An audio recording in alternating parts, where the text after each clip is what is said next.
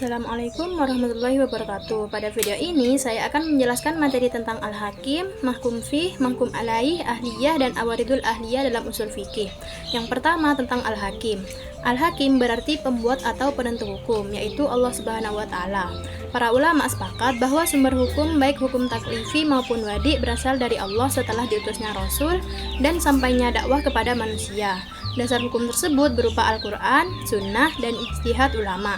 Namun, mujtahid hanya berperan sebagai penjelas hukum, bukan pembuat hukum. Dalam hal ini, ulama memiliki perbedaan pendapat.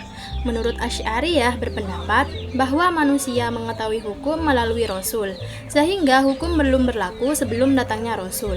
Sedangkan menurut Mu'tazilah berpendapat bahwa akal manusia mampu membedakan baik dan buruk sehingga dapat mengetahui hukum yang dikehendaki Allah. Selanjutnya adalah mahkum fih atau mahkum bih. Mahkum fih adalah perbuatan mukallaf yang berhubungan dengan hukum syara, baik iktida, takhir maupun wudhu.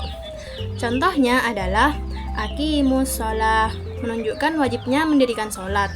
Contoh lainnya adalah wala taqtulun nafs, menunjukkan haramnya membunuh jiwa. Mahkum fih memiliki beberapa syarat, yaitu yang pertama, materi hukum harus diketahui dengan jelas agar maksud syariat dapat dipahami. Yang kedua, materi hukum harus bersumber dari Allah sehingga menumbuhkan sikap taat kepada perintah dan larangannya. Dan yang terakhir, materi hukum mungkin dilakukan atau ditinggalkan. Artinya, taklif tidak sah jika mustahil dilakukan.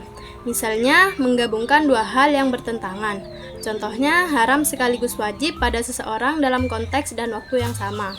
Dalam taklif terdapat pembahasan tentang kesulitan atau masyaqqah. Kesulitan dibagi menjadi dua.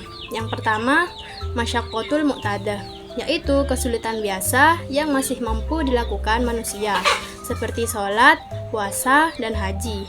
Dan yang kedua, masyaqqah ghairul mu'tadah, yaitu kesulitan berat yang sulit diatasi secara normal, seperti sakit, perjalanan jauh, haid, dan kelaparan. Berikutnya adalah mahkum alaih.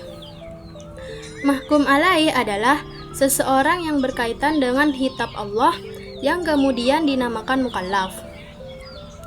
Syarat mukallaf ada dua. Yang pertama, mukallaf mampu memahami dalil hukum yang tertaklif, karena taklif adalah kitab Allah yang tidak mungkin dilakukan pada orang yang tidak tahu dan tidak paham. Yang kedua, mukallaf memiliki kecakapan atau kelayakan dalam melakukan perbuatan hukum, baik dari sisi akal maupun pemahaman. Selanjutnya adalah macam-macam ahliyah. Ahliyah dibagi menjadi dua, yaitu ahliyatul wujub wa ahliyatul ada. Yang pertama, ahliyatul wujub, yaitu kelayakan seseorang untuk menerima hak dan kewajiban. Ahliyatul wujub terbagi menjadi dua, yaitu yang pertama hanya mendapatkan haknya saja, seperti janin yang ada di dalam kandungan ibunya. Contoh lainnya seperti mayit yang masih memiliki ikatan hutang piutang. Yang kedua, mendapatkan hak dan kewajiban secara sempurna. Kelayakan ini dimiliki sejak dia dilahirkan sampai mati. Kelayakan ini khususnya pada manusia yang normal dan berakal. Ahliyatul yang kedua adalah ahliyatul ada, yaitu kemampuan seseorang untuk melaksanakan tindakan hukum. Ahliyatul ada juga terbagi menjadi dua. Yang pertama, ditetapkan pada manusia dalam masa tamyiz sampai balik karena kurangnya akal. Dalam konteks ini, yang tidak memiliki kelayakan juga termasuk di dalamnya, seperti orang gila. Yang kedua, ditetapkan pada manusia yang sempurna, manusia yang berakal dan balik. Pembahasan yang terakhir adalah pembahasan tentang awaridul ahliyah. Awaridul ahliyah adalah hal-hal yang menghalangi seseorang menjalankan hak dan kewajiban.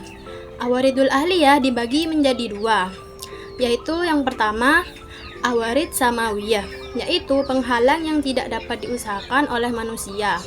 Dia datang dan terjadi tanpa adanya intervensi manusia, seperti gila, anak kecil, lupa, tidur, sakit, haid, nifas, dan mati.